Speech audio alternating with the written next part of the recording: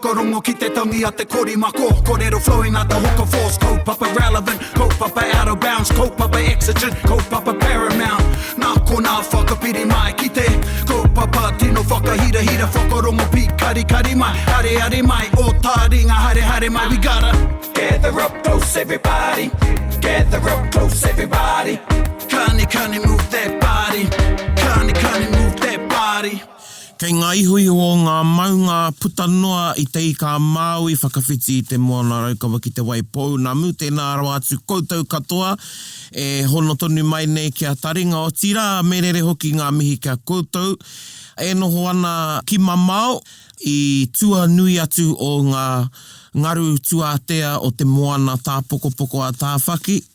Te tai o pautini o tira te moana nui a kiwa.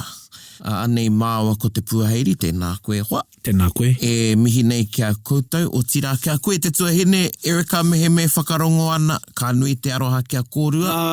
Ai, ko tā tātou pepe. Ai, tēnā koe, tēnā kōrua, tēnā koutou, tuira tēnā tātou katoa. Ai, me te whakaro ki tēnei te rangi, ko tata ki te mutunga o te mahuru Māori. Ai. Ko tēnei putanga I tēnei wiki ka puta kē mai I te oketopa. Ai, engari.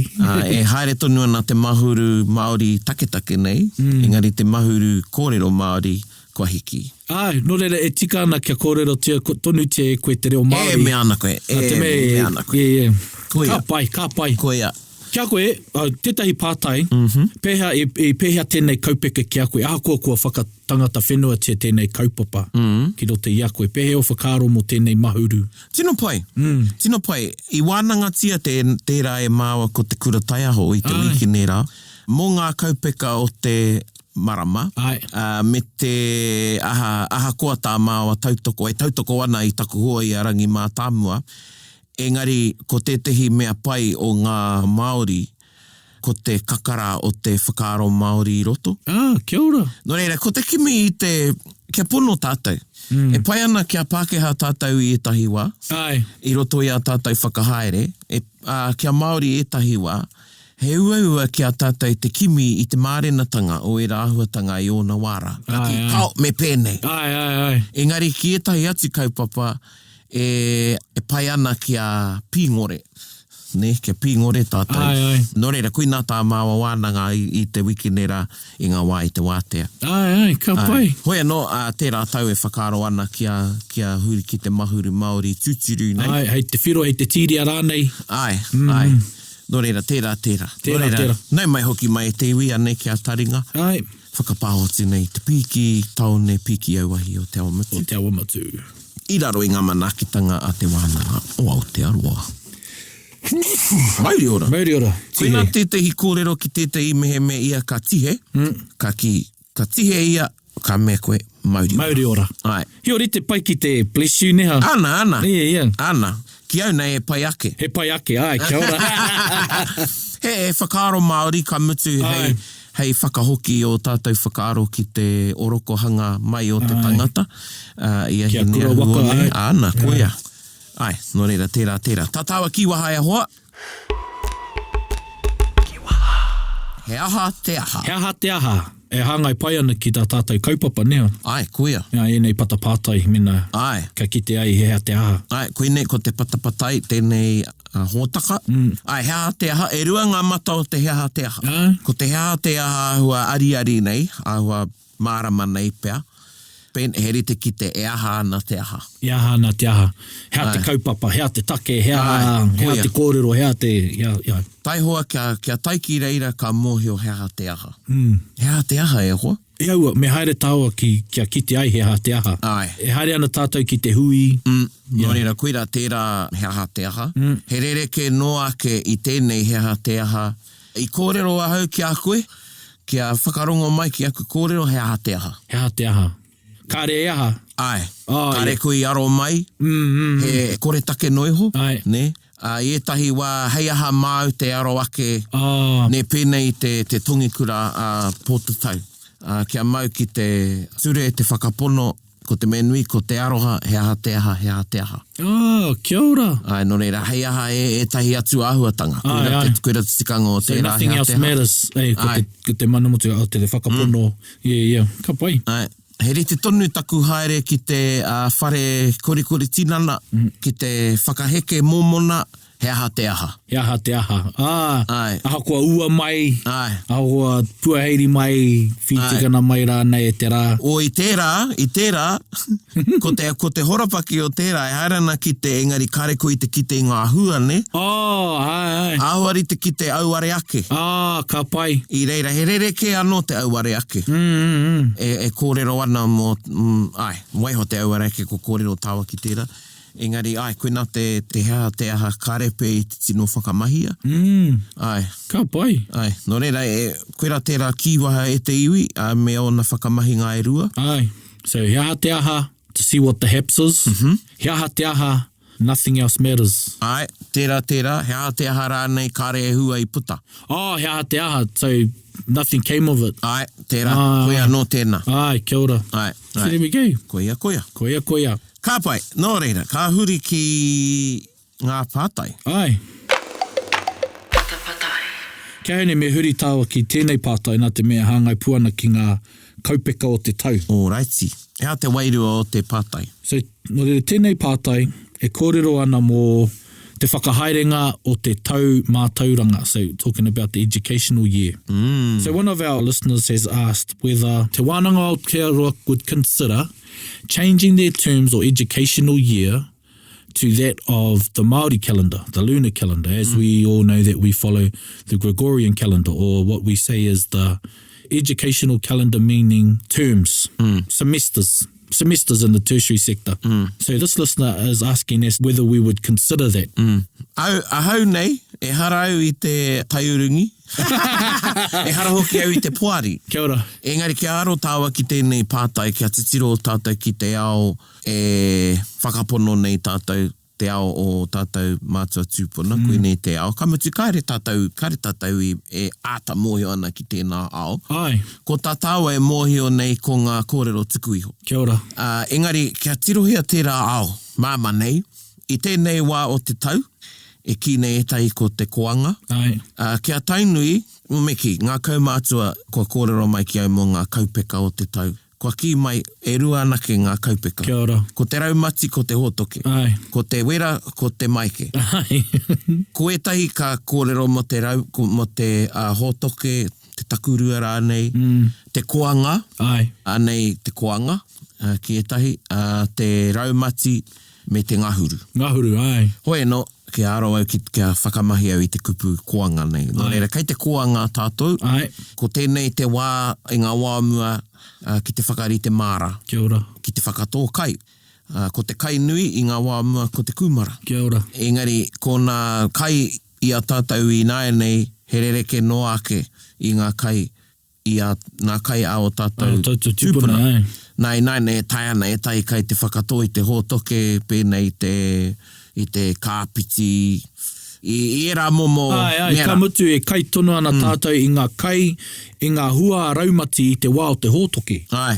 Ai, ka haka he māma ki te tangata kia haere ki te tōhoko maha, hoko ai ngā tō mātou, raho pūru, wera atu ngā hua ka tupu ai i roto i te raumati. Koia. No reira, koe nei tērā wā. Ai. Me taku mōhio, kāre nui ngā pakanga, kāre hoki e nui ngā pakanga i tēnei wā o te tau, e aro ana ngā iwi ki te whakatō kai. Ka pai. Ka tai ki te raumati, he nui ake te hiika. Ai. Kua hei te me aio ana te mua, engari aio ake i tēnā o te hotoke. Ai. Aio ana ngā pō me ngā ata, ne? He rereke ngā kai, me ki ngā hua o ngā rākau. Ai. Ko te karaka, kaua i tēnei, i te timatanga o te raumati, engari hei tērā taha o te raumati. Ai. No reira, ko te kai te aronga nui. Ai. Ne, ka tai ki te ngahuru, te mutunga rānei o te raumati, ko timata te hauhake i ngā kumara. Kia ora. Ne, whakatika ai, ka tai ki te ngahuru, he hauhake i ngā kumara, kua hoki anō ki te hotoke, ko whakaputu i ngā kai ki ngā rua, me rā mea. Kia ora koe i roto i te hotoke. Mahi manu, taku mōhio. Hea te wā mo ngā huahua, ngā manu? Ko te hotoke, ne? Mo te kereru, ne? Mo te kereru, ai, pēr mea na te kōrero, ko mauka te hinu. Koia. Ai. Ko mauka te hinu, koe nā te wā pai. Ai. Hei tiaki ana mo te wā o te hotoke, hei tiaki anō ki mo te raumati. Ai. Kare te kereru e momona i te raumati. Ai. Ka kai te kereru i... Ai, no reira, he nui te aronga ki te wā whakatō kai. Nera. Kia ora. Nā, toko whia o tātou e whakatō kai ana i nei rā. Ai. Me pono. Ai. Me pono. E parahuti ana ki ngā māra i roto i te wai, i pērā i ngā tupuna. Koia, ka mutu ko ngā mahi whakatō kai i nai nei, he mahi, kia whiwhi kai te tangata, engari e hara i te mea e ora ana te tangata i tana māra. Kia ora. Kia ora. Ne, me pono. Me pono. He te nui ngā kai no te hokomaha. Ai.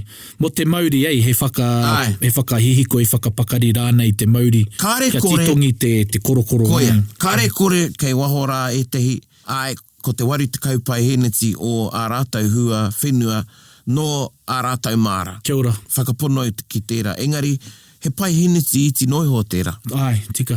Kāre tātou i te pakanga. Ai. Pērā i ngā waomua. Ai, te rao, te wao, te waru neha. Ai, ko te raumati. Ai. Ko te raumati hoki te wao te pakanga. Yeah. Ko ina te... He māma ki te haere neha. Ana. Ai, roa ngā rā.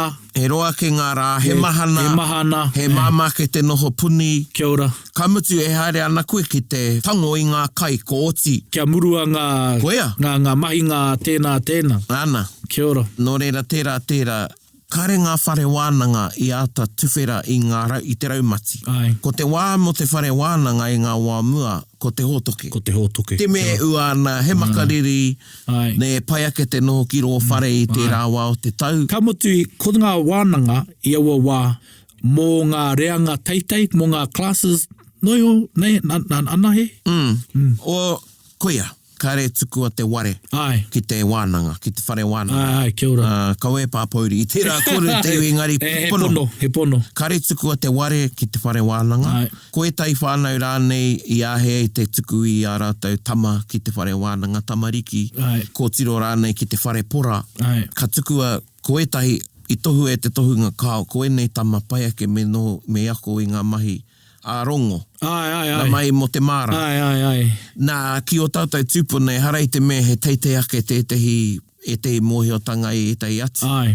Nui te mana. Totoa, te mana o te tangata o rongo. Ai. Te tangata māra. Ai. Ka mutu he karakia hoki kei reira me rā mahi e tapu, haunga ngā mahi a Taringa. Kia ora. No reira, me ka whakahāngai i te maramataka o nāia nei, ki ngā mahi ako, me ka pono tātou, ka tuwhera te wānanga i ngā marama o te hune, hurai, me te akuhata. Ai. Koina, Toru marama te roa o te tau. Te tau mātauranga, te tau ako. Ai, kaua e whakamaori i taku kōrero nei, anō nei e mea nei, hei ha tērā whakaaro. Engari, kia pono tātou. Ai. Gather up close, everybody. Ki te ao e noho ana tātou. Ko taku pātai e whakahoki anau i te pātai ki ngā iwi. Tērā rānei me huri ngā iwi ki te whakatū i tētai whare wānanga. Rite nei, ka mutu, kai pōhehe ko te whare wānanga, he whare marika ki o ngā wā. Kia ora. E tai wāi haere ki te ngahere ki tētai whare. Koina. Kano ko taua whare rā hei whare wānanga. Ne? Nō reira, ākua nei pia, ko tai ki te wā. Kia huri ngā iwi ki te whakaaro. Hea te tei kaupapa hei whakatū i te wā o Matariki. Kia ora. I te wā o te hotoke o te takuru. Ko te painga hoki o te kaupeka o hotoke. Ai. Kei reira hoki ngā te wā mō ngā hararei kura. Nō reira e āhei ana, e tae ana rānei e ngā iwi te whakarite tētahi whare wānanga. Ai. Mena e hoki ana, kia hoki ai ngā uri ki ngā whare wānanga. Nō reira, kei reira pia he pitomato mo tētahi kaupapa. Ana. E hoki ana ku whakaaro ki au i te whare wānanga o Waikato. Ai. Nā karau pirangi mahi ngā pepa raumati. Ai. I te wā o te kura raumati o te whare wānanga. Kei te whakatātonu, kei te hararei. Ai. Ne, nō reira hau nei, praone glowing nei e pono ana, kare pirangi whakahaere wānanga i te raumati. Ai, teka. Hia ke au, ki te ngahere, ki tātahi, ki te mahinga mahi o te raumati. Ai, te hararei. Te hararei. Te hararei, ai. Ai, kuira, nō reira, ana, e rite ki ngā kapa haka. Kia ora. Nā, wai mari ana e whakatāna tō tāua kapa. Ai. Engari, kua mate ki te whakatā i te mea, i tēnei wā mate kowhi ori te kaumā iwa. Ai, nō reira kua whakakorea te katoa te wātaka. Hoi anō i ngā wā o te haka, ka hiki ngā mahi prakati kapa haka nei, tahi wiki i mua tonu mai i te kirihimeti. Ai. Ka whakatā mō ngā wiki, mō tētahi marama. Ai. Kare he, ka hoki mai i te hānuere, muri mai i te tauhou Pākehā. He uaua tonu. Ai. I te rawa, kei te hararei tonu, ko hoki mai ngā tinana engari anō ngā wairua. Ngā wairua kei hararei tonu Koia. ana.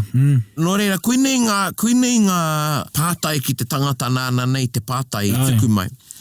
Ki au nei, kua tangata whenua ke te maramataka kerekori. Kia ora. I roto i a tātou. Ai. Me tātou e pono ana, tēnā whiua ngā wati. Ai. Whiua... Pānuitia ngā whetū, Ai. te manu i te rā. Ai. No, hoi anō, e ki te anau, ka taia pea, e tehi wānanga te whakahaere. Kia ora. Ne, kia hanga e ki te tau Māori. Kia ora. Ne. He whakaro oku, e rua ngā matariki aini nei kua whakawawatahia, kua whakatō rānei aku wawata i roto i te wā o matariki. Ko tukua kia hiwa i te rangi.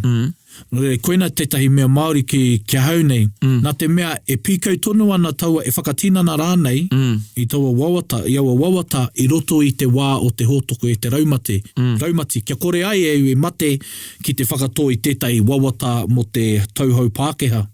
No reira e kite anau ko e rungu anau i te hua o tēnā. Nā te mea, ka tatari te tangata kia tai, kia mutu rāno te tau, kia momona rāno, kia haurangi rāno, kia whakatongia ei e tētahi wawata. Engari, ko aua marama e whai atu ana i taua marama, koe raro koe e putu ana tō tīnana. Nā te mea ko ki pai koe i te haurangi me te aha rānei. No reira, kāre koe... kāre te tangata e āta aro ana ki tāna i manoko hi ai. Engari, ki te anau i te hua me nā ka whakatongia e koe o wawata i te wā o te takurua, i te wā o hōtoki. Nō reira, aini pē koina tētai mea Māori. Pai te nā whakaro. Ai, tino. Nā te mea, ko roa nei au e hehe ana kia tētahi tauhou Pākehā kia tuku o wawata. Ia koe pāti ana engari, auare ake. He aha te aha. Kia ora. Kia ora, tēnā koe.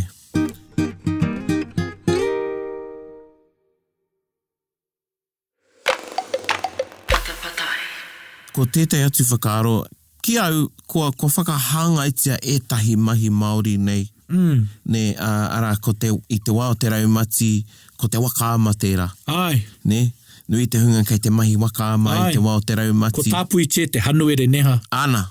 Ne, ko kiki pai te wātaka mō te haka. Ai. Me te wakaama. Ai. Haka, wakaama. E kite ana i nei taunei he nui ake ngā mahi Māori. Ai. Ana kei te whakahanga ki ngā kaupeka o te tau. No reira. Harei te me e whakauti tēnā i te pātai.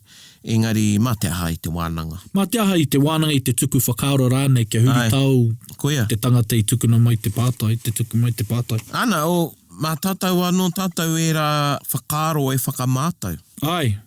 Ki te kite ake. Me mea tātou me ka tae tātou. Ai. Ne? Ai. He mea Māori ki te hoki ki ngā mahi a ngā tupuna? He mea Māori tēnā? Ai, pai tēnā. E te whai rāna i tētahi pai ake. He māma ki te hoki ki ngā mahi a ngā tupuna, ngā hangarau, i hanga e rātau, kia taimai rātau ki konei. Hara i te mea, he mea tawhito, he mea hauke. I taimai rātau ki konei, i ki te rātau e tahi atu o ngā rauimi. Pai ake ngā rākau māroa ki ngā rākau tupuai, ngā motu. Kia ora. No reira, ai, koina ka tētahi whakaaro. Ana, me te panonitanga, te rerenga, te whakarereke, meki kao, te rereke o te huarere, Ai. meki te taiao. Te taiao. Whina tāu e mēnei. Ai, ngā kaupeka neha. Te maramataka i a rātau i ngā mautere, he rereke noake i te maramataka Māori o Nāianei. Ai. Ko huri koaroa matariki I te kōtu ki Hawaii? Ai, he rereke ne. Ai. He rereke te wā o te raumati, he rereke te wā o te hotoke, e rāhuatanga katoa. No reire, kia o whakaro, he aha te mea e Māori ai, te mahi, i roto i tēnei ao. He māma ki te whakakākahutia, ki te tētahi mahi ki te reo Māori, he window dressing ki etahi. No reire, hea te mea Māori ai? Koina i te kōrero māua ko taku karangata māhi nei, te mea kei tētahi haerenga i ei nai nei, ko tau tētahi māramatanga ki aia, mo te whakariwaitanga ne, o tātou o te Māori, whakapākeatanga ne.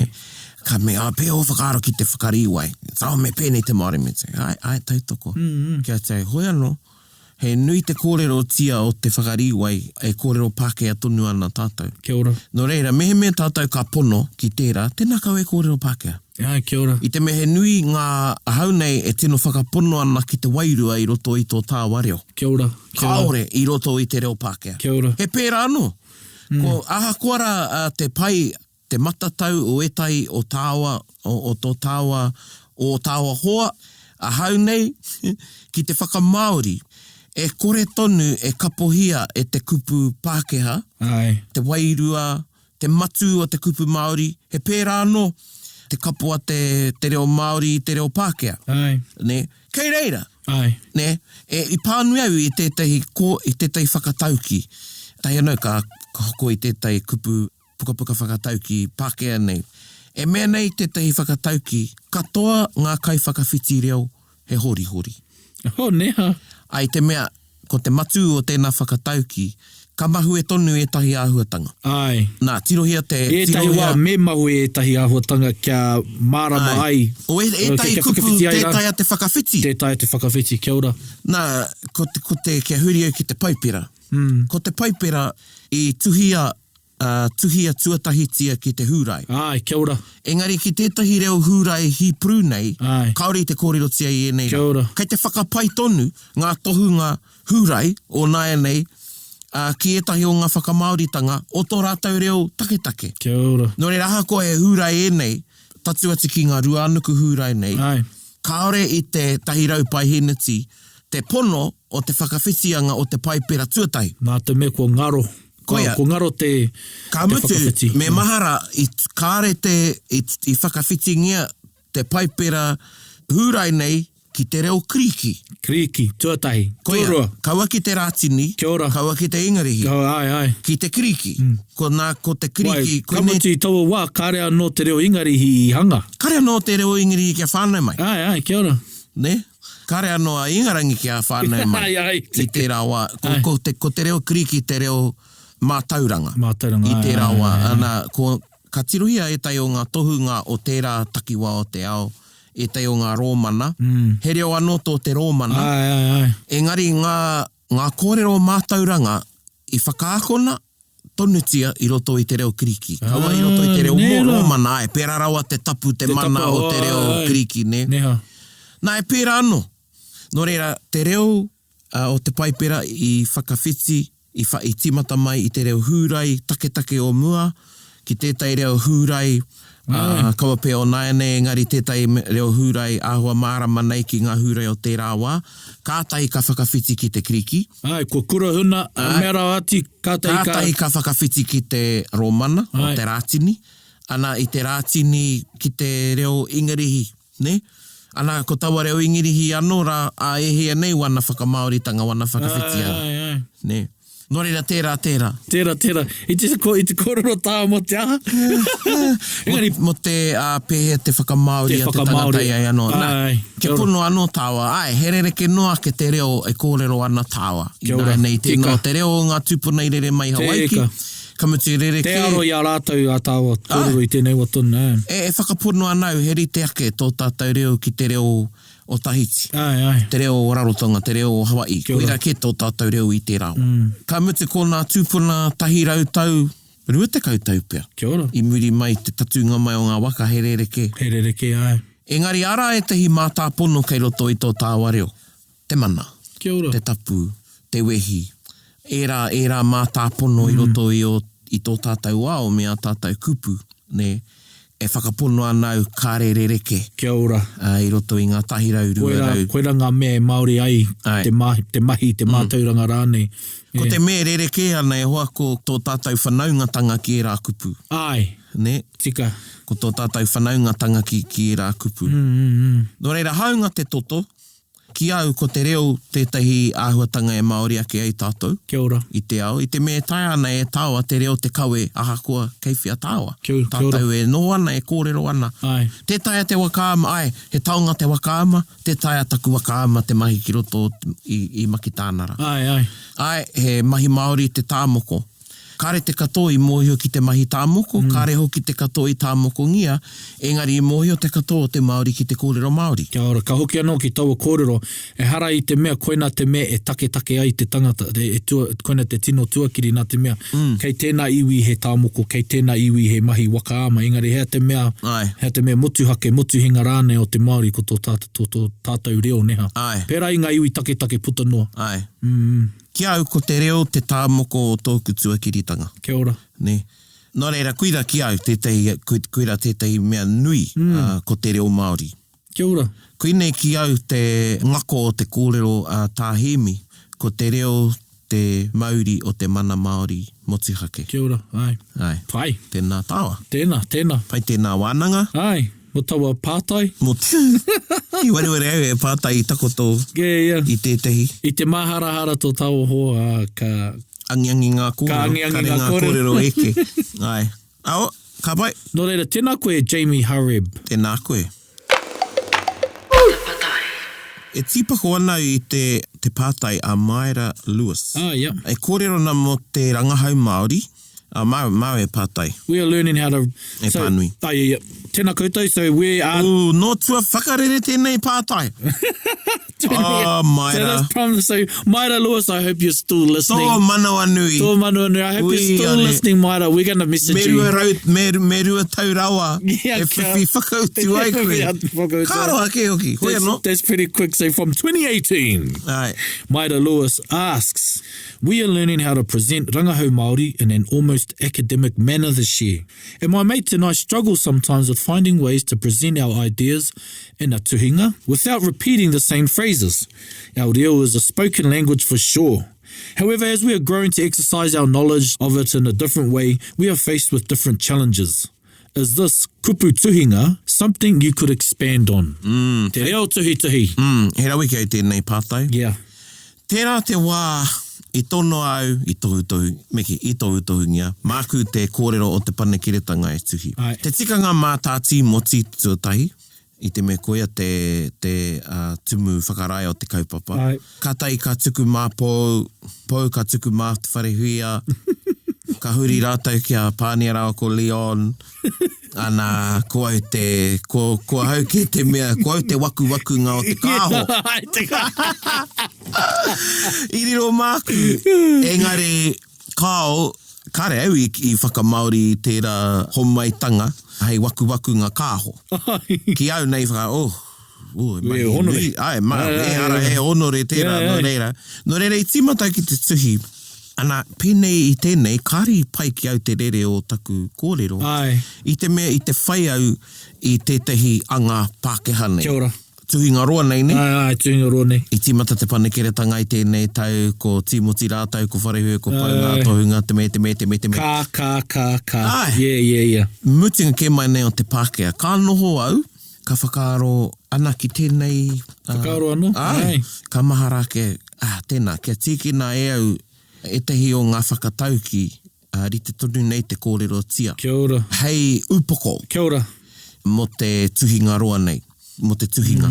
Ana koe nā tāku, i whai au, ka reu i mahi whakapuakinga. Hea te aria. Ai, ka reu o e hari te me whera, engari. Hea te aria, te abstract. Yeah. Nō reira, i whai ke au i ngā whakatauki hei upoko.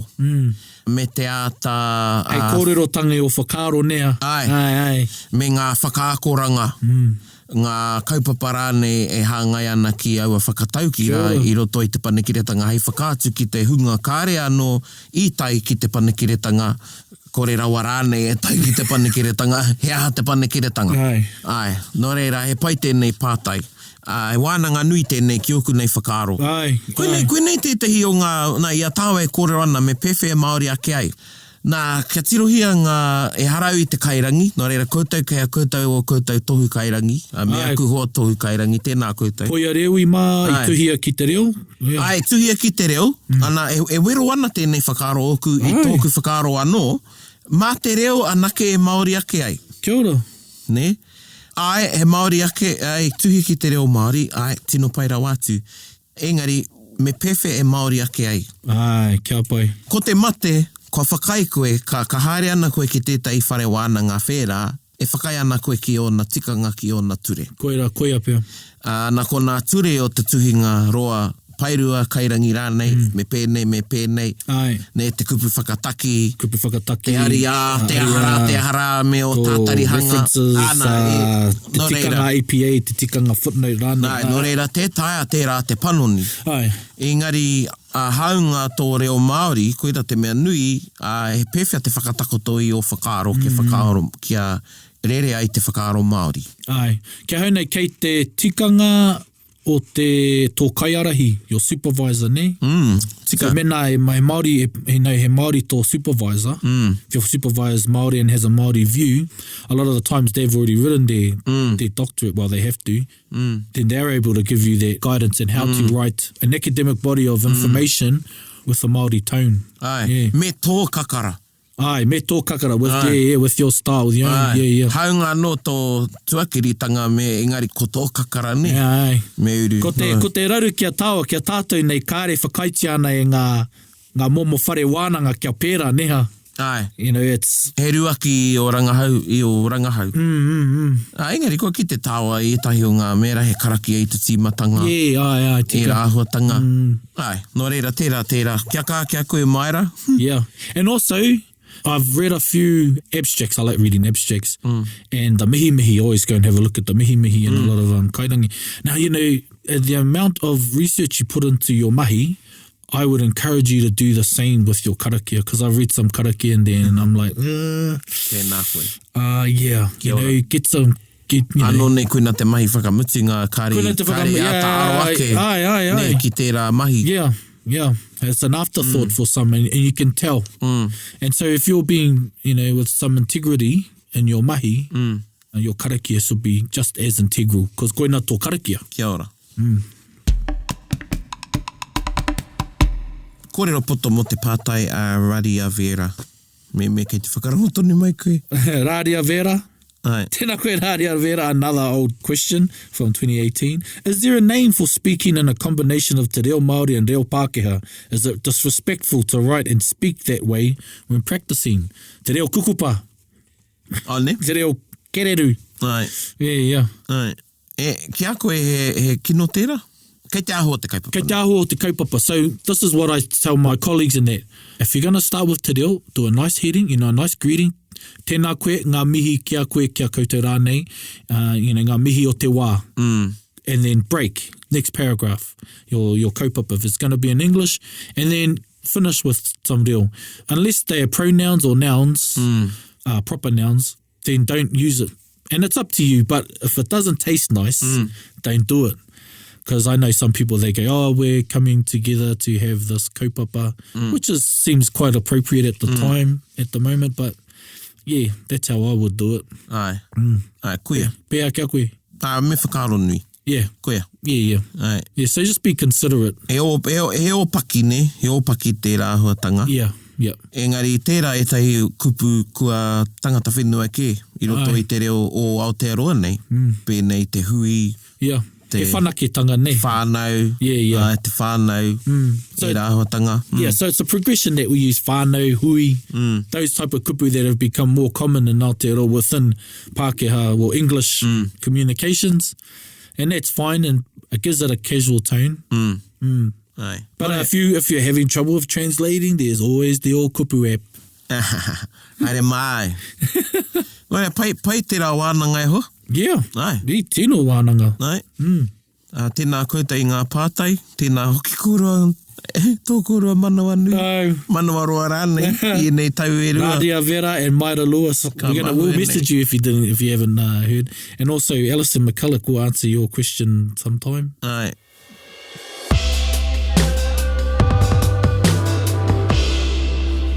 Nō reira, kia huri tātai ki te waiata o te wiki. Tēnā anō koutou ngā tūmanako, ngā toa whakaihu waka o te wā. Ai. Mō ngā tau e whā. Mō ngā tau e whā. Tika. Nei te waiata he ori mō hou.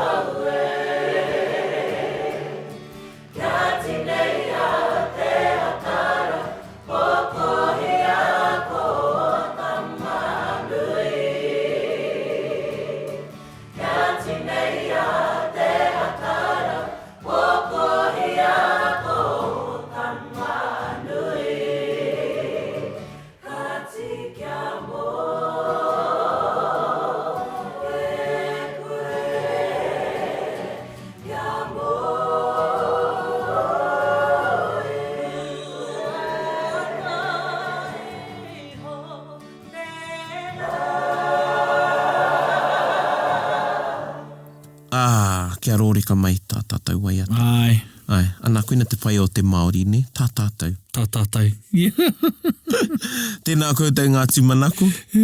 Tēnā no koutou I tuku pātai mai. O tira tēnā koutou ngai taringa. Ai. Whakarongo mai e kia māo ko te puaheiri. And to those that are sending in pātai, I encourage you for some challenging pātai. There's nothing better than some real thought-provoking pātai. I have them, but then I forget to write them down. Ai. Yeah, so...